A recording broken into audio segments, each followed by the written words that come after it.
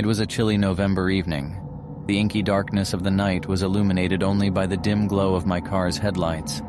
I had decided to take the old county road as a shortcut, hoping it would shave off at least 30 minutes from my drive home. The night was silent, save for the hum of my car's engine and the soft rustling of trees on either side of the narrow road. I'd driven this path many times before, but never at night. It had a reputation. Locals said it was haunted, but I always dismissed such tales as mere folklore. An hour into the drive, I noticed my radio acting up. Static filled the airwaves, and every now and then I could swear I heard faint whispers among the crackling interference. Annoyed, I turned it off. As I rounded a particularly sharp bend, the car's headlights caught something or someone standing in the middle of the road. I slammed on the brakes, my heart racing. The figure was that of an old woman dressed in tattered clothes, her hair wild and unkempt. Her eyes, however, were what caught my attention. They glowed an eerie shade of green. Frozen in place, I could only watch as she slowly approached my car. As she got closer, I could make out the details of her weathered face and hear her soft, raspy voice. "Lost, are you?" Regaining my composure, I rolled down the window just an inch. "Ma'am, do you need help?"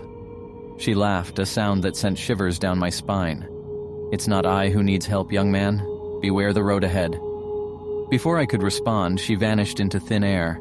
Panicking, I stepped on the gas, eager to put distance between me and that spot.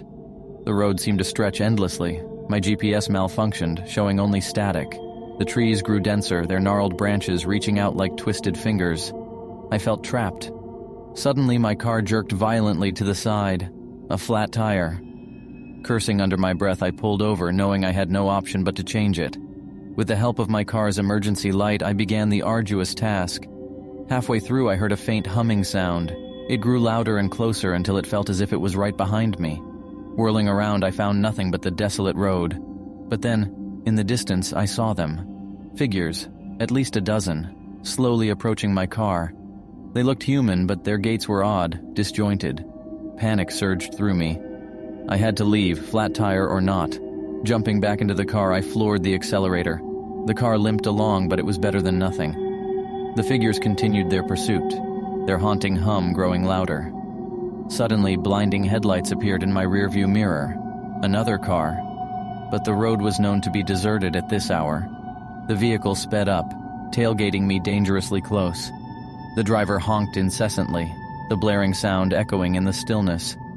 Driven to the brink of madness, I swerved the car off the road, hoping to escape my pursuers.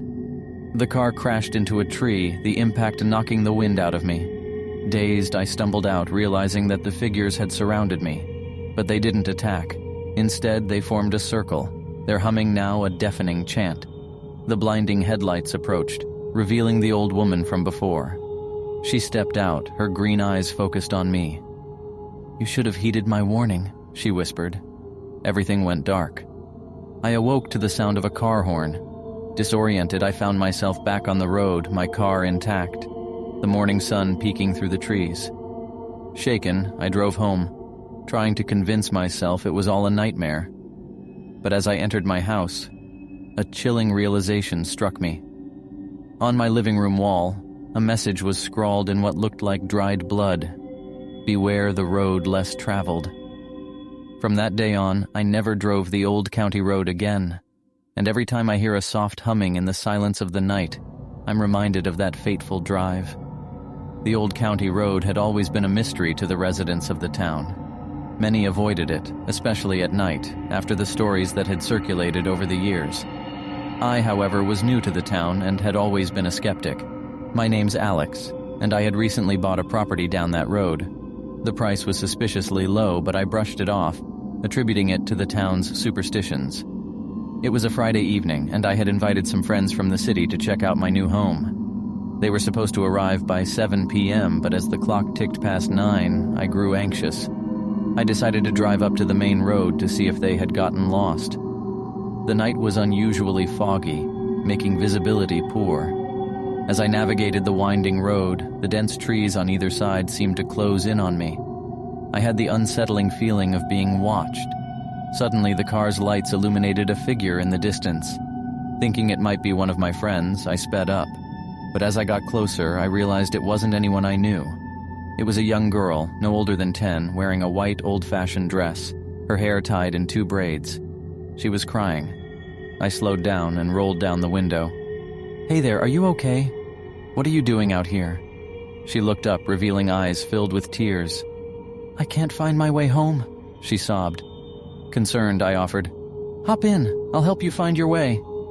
She hesitated for a moment, but then climbed into the back seat. I tried making small talk to comfort her, asking her name and where she lived, but she remained silent, occasionally sniffling. After driving for a few minutes, I noticed something odd in my rearview mirror. The girl's reflection wasn't there.